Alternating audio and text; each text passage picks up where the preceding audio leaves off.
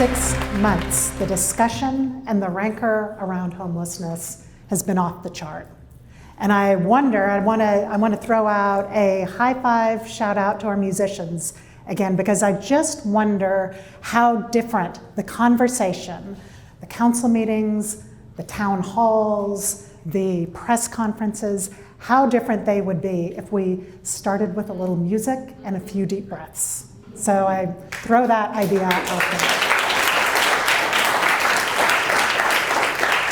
Because frankly, at this moment, I'm more relaxed talking about homelessness than I've been in 6 months. So I want to thank you all for that. But I want to start. I had lunch with a friend earlier this week who reminded me of an exercise we both went through separately a long time ago. And it was at the facilitation of Betty Sue Flowers, who used to run the LBJ Library. And her charge, she's a futurist, creative, and her charge in the seminar I went through was to turn to the person next to us, find a partner, and in 5 minutes, tell the story of our lives, and to tell it twice. Once from the standpoint of being the victim. So it could begin with, my mom was an alcoholic, we had no money, here's what it meant for me in school, and I never knew how things were going to be, and it was hard, and I struggled. So the first story. Second story, tell your life story from the perspective of being the hero. When I was a young person, I had to grow up much sooner than is ideal. I had to rely on myself, and I helped raise my siblings, and here's what it's meant for me in life. Here's what I learned from that. So tell your story in 2 different ways, neither of which captures the entire truth, but neither of which is untrue. Right? And this is, we grow older and we understand the lives of the story of our lives, the story of our organizations. We find this to be true. We need these different frames to make sense of things. I was reminded earlier of the quote from the author William Maxwell, memory makes a liar out of us every time. So we need these frames to really get a handle on the whole picture. So today, in the next 15 to 20 minutes, I'm going to talk a little bit about my story. I'm going to talk about the story of LifeWorks, and we're also going to talk about homelessness. But the dichotomy that I want us to play with a little bit today isn't so much hero-victim, but around our theme of loss. Let's think of loss, and when we think of loss, and we think of homelessness, we think of being adrift, right? And we think of a little despair and a lack of direction.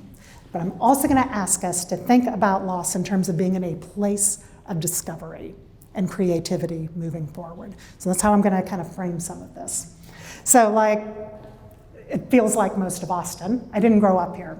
I grew up in East Tennessee, and I came from a family who didn't have any money, but believed in all things reading and education. And I laugh, I remember being 12 years old, my parents sitting me down and saying, we expect one thing of you. We expect you to go to college. And we have no money to pay for that, so you're gonna have to figure that out. And like I'm a 12-year-old, I'm like, oh, okay, right? But you know what that set me up for was I knew exactly what to ask for the next 5-6 years of high school. And as I grew up, I'm a nonprofit executive, I raise a lot of money. And I think, wow, college was my first capital campaign, I made it happen. So 10 years later, I'm at a prestigious graduate program at the University of Texas, and I have a teaching fellowship. And you kind of think, you worked really hard, and you kind of think of yourself as a big deal in all of this, right? And I had the pleasure of teaching 80 freshmen a semester in contemporary moral problems, and here was my discovery, thinking I was a pretty big deal. I really stunk at teaching. I mean, it was bad. It was like, wow, I fell asleep in all those classes, and here are these folks falling asleep, right? And I can't do something I stink at. And I just felt lost, because I always thought I would be good at this. So in the grand tradition of learning stuff, I started volunteering for an adult literacy organization that, frankly, they had a teaching course, and I thought, I'll volunteer, and this is what I'll do. And there I met a young man named Andre, who was exactly my age. We were both 23. He was working as a single dad, raising his 4 or 5-year-old son. He had graduated from high school, but was reading at about the 6th grade reading level. Had a job as a security guard. Frankly, he was making more money than I was at that time. I was waiting tables at the omeletry up on Burnett Road at the time, and he looked to me pretty well set from where I was working. But he had a lot of learning disabilities that were never noticed or seen, right? So he was struggling. So here's what we did. We got together twice a week to work on his writing. We would just kind of write about whatever was going on at work. He was a security guard, so there's all this crazy stuff like, people getting their hands stuck up vending machines, and there was a golf cart that went over the upper deck of I-35, and so it was fun, right?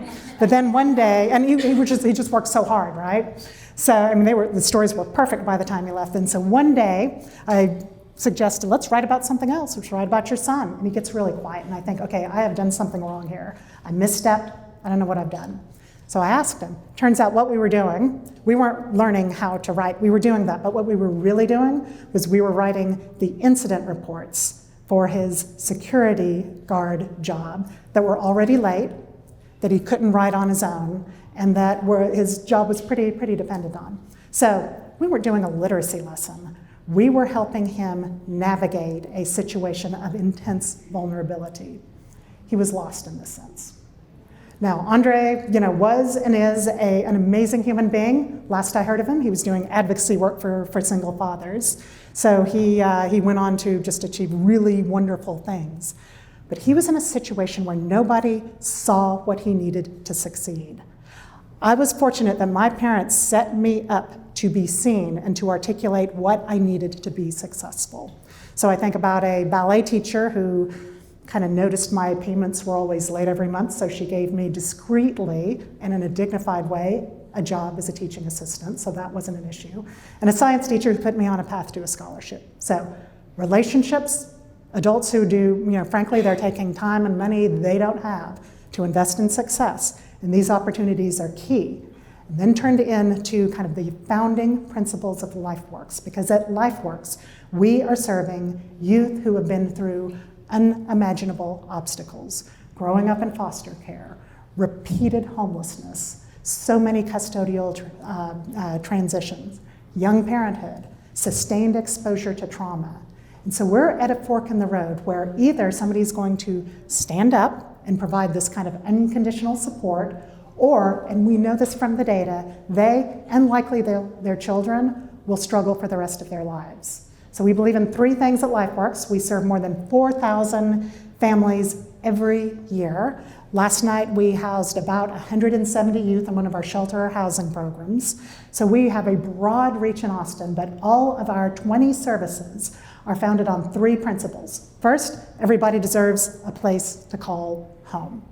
Our largest goal is to end youth homelessness, and youth actually goes up to 24 in our conception of youth. End youth homelessness by 2020. I'm going to talk about that in a moment. Second thing we believe is everybody deserves the opportunity to work, right? So just think about that first glamorous teenage job you had. Being an East Tennessee girl, I flipped hamburgers for a brief period of time at Crystal Hamburgers on Alcoa Highway in Alcoa, Tennessee. If you don't know what they are, they're delicious, right? But I learned a whole lot about what I didn't want to do when I grew up, right? So, but for our youth, though, they may age out of foster care, and all of a sudden they're in these really high-stakes positions of be successful in this program over here, or get this job over here, or you're on the street. So we have at LifeWorks evidence-based education and workforce programs that can help our youth take a normalized path to success, recognizing and respecting the trauma that they've been through. The third principle we have is everybody has the right to heal from the pain that life can bring. Youth who have grown up in foster care are twice as likely as US-Iraq war veterans to suffer from post-traumatic stress disorder. So it is incumbent on us at LifeWorks to create healing environments and to have trauma-informed, evidence-based mental health practices that span psychiatric, counseling, to even a team of peer support specialists, hiring a team of young adults who have the same lived experience as our clients to help guide them through their paths to recovery. So these three things: place to call home, opportunity to work, and the chance to heal. That's our pathway to self-sufficiency. We are complete and utter, unapologetic data geeks too. We measure everything we do because, I'm just gonna unapologetically borrow this is worth doing right. These are not programs based on somebody's idea of how to solve something, or, it seems to me that this would be the case. We're really curious about learning from the people we serve to always get better. Our ambitious goal for Austin, we're going to talk about homelessness now, our ambitious goal for Austin is to end youth homelessness by 2020 by making it rare, brief, and non-recurring. Rare means, okay, right now in Travis County, 76% of youth experiencing homelessness have been in foster care, juvenile justice, or both. Okay, this helps us define the problem of homelessness for youth. It is a matter of aging out of systems that were never meant to raise children to adulthood. And so we're working with those systems to ensure pathways to housing as they emancipate. And not just housing, but the mental health, the workforce support, the wraparound support the whole human being needs. Our youth don't think of themselves as homeless. They don't think of themselves as dropout. They think of themselves as living life. And so our question to youth is not, here's what we've got for you, but what do you need? What do you want? Where are you going, and how can we help? So that's rare. Brief means when a youth does end up on the street, we are able to get them off the street and into housing within 45 days. That's our goal. We're not there yet, but that is the goal for brief. And then non-recurring means that we help youth into housing where they succeed, meaning we have the right wraparound support, and we're able to help them get into housing and create community and supports that will sustain them. So rare, brief, and non-recurring. Let's talk a little bit more about homelessness and loss. So probably more than any other population, people who are experiencing homelessness are regarded as being lost. They've lost their way. They lost their sobriety. They lost all of these things, right? And we say this with some judgment. It's always tinged with a curiosity or judgment. If we had more time, I would do an exercise that I do with groups that range literally from bank executives to kindergartners and everything in between. And I just want you to kind of mentally go through this as I describe it very quickly. Imagine a sheet of paper, draw it into 4 quadrants. When you think of home, what are the 4 things you think about, right? Now, if I'm doing this with a 47-year-old bank executive, I might say, well, my wife, my kids, the boat I have out back, or whatever it is, right? If you're doing this with a middle schooler, you might have, the Nintendo and, the skateboard, just, it's different things that mean home to different people, right? So then I ask you, okay, a tragedy has befallen your house. One of those things has to go away.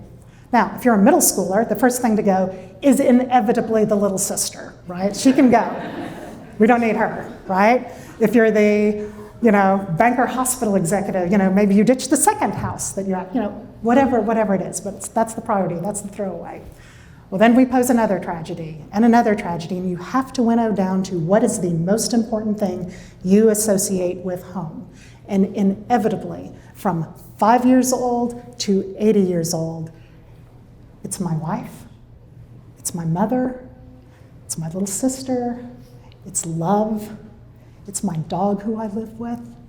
They are the thing, it is never a structure.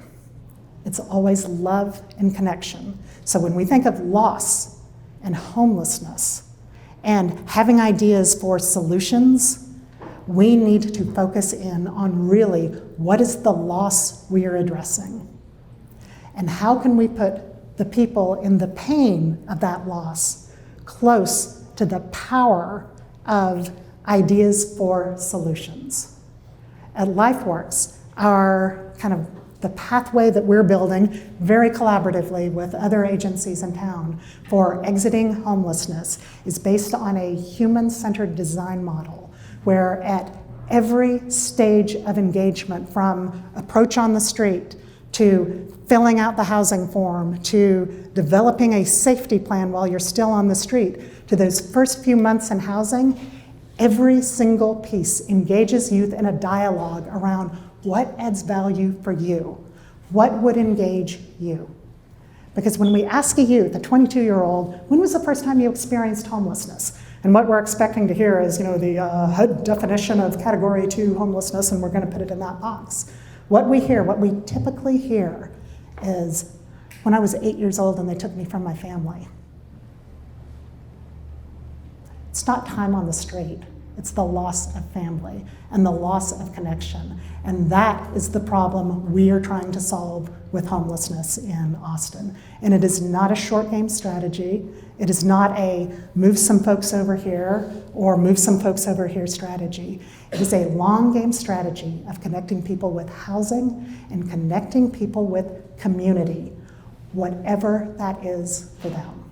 So I ask you to just take that and think about it in terms of loss, but also in terms of being in a place of discovery. We actually have at LifeWorks now a whole research project. I mentioned being data junkies. And somewhere along the road in our data journey, we started talking about, who has power over data? Who gets to interpret data? And at this point, bringing youth in to help us tell the story of the data we have collected from them. And in one case now, running a research project where youth themselves are the principal investigators in helping understand the collective experience. And again, from a human-centered design standpoint, building programs that really address the lived experience and the needs of youth. So, I say this in this crowd of incredibly diverse creativity.